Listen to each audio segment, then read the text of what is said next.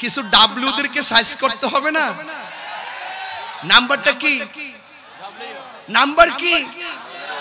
এটার আবিষ্কারক কেডা?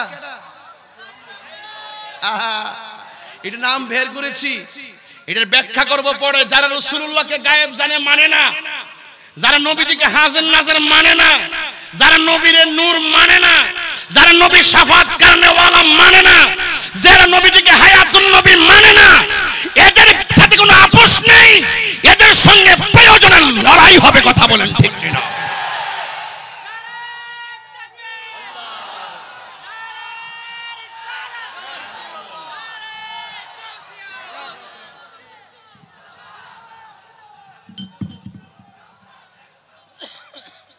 আল্লাহু আকবার জোরে কর।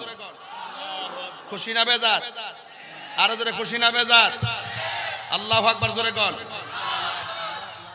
বেঁচে থাকার মতন বাঁচেন, কাপুরুষের মতো নয়, বীরের মতো বাঁচেন, বুবার মতো নয়। কথা বলেন ঠিক কিনা? আমরা দেশের কিছু মৌলবীরা লোভে পড়ছে, লোভে। গ্রেপস অল লস অল, অতি লোভে তাতি নষ্ট।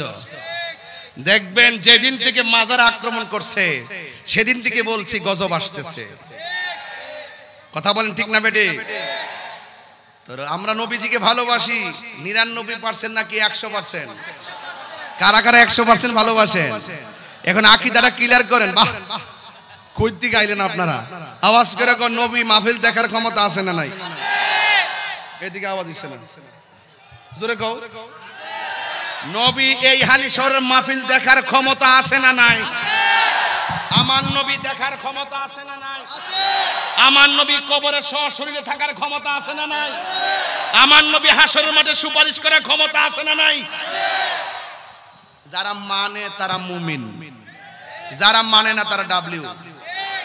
কথা কোন ঠিক না বেটি? এদের সাথে আহলে সুন্নাত ওয়াল জামাতের কোনো সম্পর্ক? আর সম্পর্ক এই কথাগুলো কেউ বলতে চায় না।